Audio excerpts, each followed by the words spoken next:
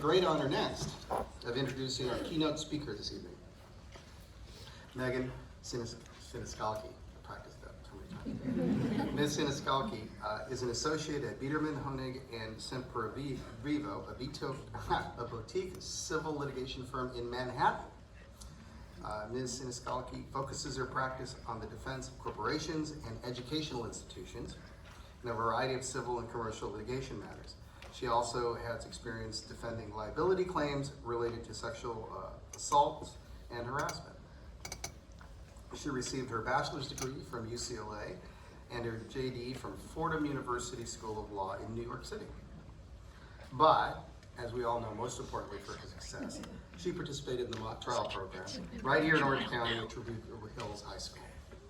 So, please join me in welcoming Megan Siniscalchi. So apparently, maybe she's going to be attended Fullerton Junior College. Why not become a stripper?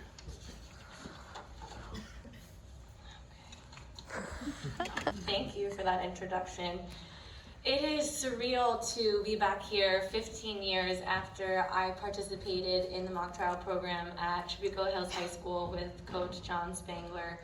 And it's especially a thrill to be here tonight because my younger sister Ava, who was a toddler when I participated in mock trial, is a member of this year's county champions, the El Dorado golf team.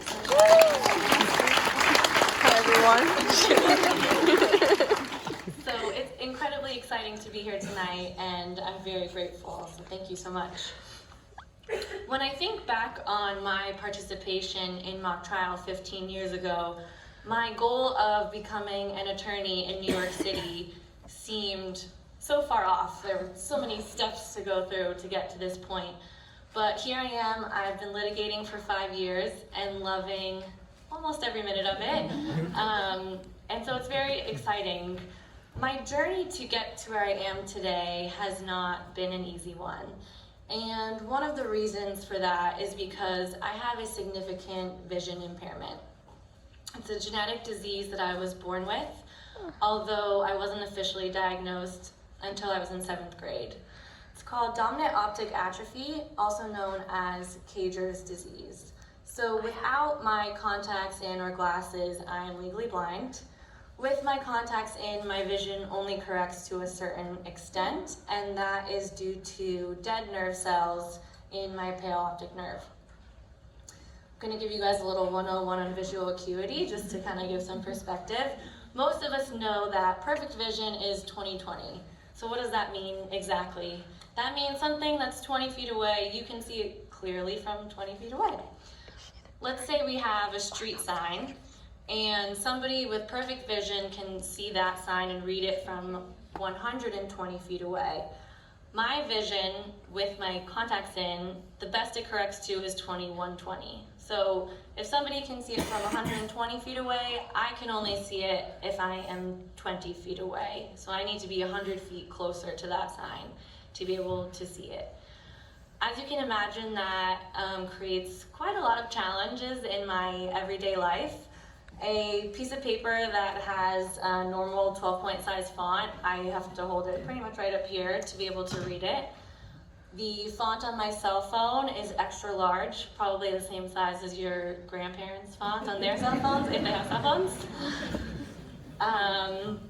Even just today, I traveled from New York this morning, and at the airport, I can't read the big old sign that lists all the different flights and whether they're on time and what gate they're at. Or at the takeout food places, I can't read the menu. And so in those situations, I take a picture with my phone and then I'm able to zoom in. So I've come up with some creative ways, but it's definitely still a challenge. Even driving, I can't pass the eye test at the DMV. And so I'm required to take a special vision driving test. Let me tell you, it is extremely difficult to get one of those appointments. My driver's license expired on my birthday in August, and I still haven't gotten an appointment. So you guys are safe for now. I'm off the road. But all jokes aside, I do want to talk about how this vision impairment affected my education and how the mock trial program specifically impacted how I dealt with this disability. In elementary school through to high school, it was quite difficult because I was unable to read the board in the classroom, even sitting in the very front row. I had quite interesting interactions with my teachers when I had to try to explain to them what was going on. When I had contacts, most of them said, "Oh, you need glasses." "No, I have contacts." "Okay, well, you need a stronger prescription." "No, it doesn't correct all the way." "Okay, well, look on to somebody else's notes sitting next to you." I don't think they realize that when I'm sitting in my seat and I look on to somebody else's notes, I still can't see that. I could never be accused of cheating, so that was good. But that required me then to interrupt somebody else in the classroom while they're trying to follow along with the lesson. And I felt like a burden, and it made me feel uncomfortable. So I started to develop quite a lot of anxiety about my disability. Each year at the beginning of the school year, I dreaded having to tell all my new teachers what was going on with my vision, have to find new people in the classroom that I felt comfortable asking for help from. And it was really tough. When I got to high school, I participated in the mock trial program for 2 years. And both years I presented the openings argument for the prosecution team. And when it came time, after we had drafted my opening statement, when it came time to prepare presenting it, it became obvious that I was unable to read my notes on the podium in a normal size font. In fact, I can't read something on the podium unless it's basically a size 64 font. So this is what I have for a quote for later. You guys in the front can probably read it. And so my coaches and I decided, rather than continuing to flip through every 3 seconds, I was going to go up with no notes. And I'm sure all of you guys go up with no notes now because you're studs. And I know every year you guys are pushed more and more and more. But back then it wasn't all that common, and especially not on my team. And so I felt really frustrated that I had this extra obstacle. This was my first experience with public speaking, and the fact that I had to go up without notes just added a lot of pressure. But I went up there, I gave the opening argument, it went well, we went on to the quarterfinals, and this was a really pivotal moment for me because it was the first time in my entire life that I felt confident that my disability was not going to define my success, and it wasn't going to limit what I could achieve. And I'm so grateful for this program having taught me that. I feel like in the way that me having to memorize my opening statement made me a better competitor that set me apart from other people, I feel like today, despite the challenges I still face, my vision impairment has pushed me to become a better lawyer.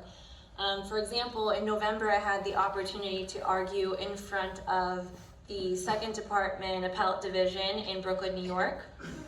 And when you argue in front of the Appellate Division, you are before a panel of 5 judges. So you're presenting your argument, and they can interject at any time. I got completely drilled by this panel of judges. They were not buying my arguments whatsoever, which unfortunately happens sometimes. But it was a great experience, and much like with mock trial, I had to condense my argument to 2 pages in large font so that I could read it from the podium and be up there in a professional manner. And because of that, I had to really, really, really prepare. And I know you two, as the top 2 teams in this competition, know what a lot of preparation is. I think I prepared probably over 20 hours for a 5-minute argument. But because of that, when I was getting drilled by this panel, I was able to stay calm and collected. I listened to their questions, I answered them the best I could. I didn't get flustered because I wasn't tied down to my notes. Another example where I think my vision impairment has pushed me to become a better attorney is in one of my favorite parts about my job is we provide training to colleges and universities. So I'll go into a school and work with the faculty, staff, and administration and train them on how to respond to Title IX complaints. For those of you who don't know, Title IX is the federal statute that bars discrimination on the basis of sex and gender. So in these situations, we're dealing with really tough issues: sexual assault, sexual misconduct, discrimination, retaliation, and so the training is very important. With my PowerPoint presentations, I have to print out the entire slide on one sheet of paper so that I can read it without holding it up here. And because of that, I think I have become a more engaging presenter, right? I'm not tied to my notes. I can read the room, I can see what responses I'm getting, I can get a better idea of what techniques are working and what techniques are not. And I strongly feel that because I have this vision impairment and have had to adapt in various ways, that has pushed me to do that. And all of this is to say that I hope from my story you guys can learn that no matter what the obstacle or challenge that you're facing, a shift in your mindset can help you turn it around and use it as a positive for your success. Some other people in this room may also have physical disabilities like me, but many of you probably don't. You may be dealing with mental health issues, depression or anxiety. Maybe you're dealing with issues in your family, your parents are divorced or you've lost a loved one, or maybe you're just dealing with a tough time in your social circle with your friends. Whatever it is, if you can shift your mindset and look at this disability, challenge, obstacle as something that can push you to not only succeed, but get creative in how you approach it and how you allow it to impact your life, you really can succeed and go above and beyond. And I can't iterate enough how grateful I am for this program having taught me that early on in my life, because I have carried it through the remainder of my education and in my career today. I want to commend you guys for participating in such an outstanding program.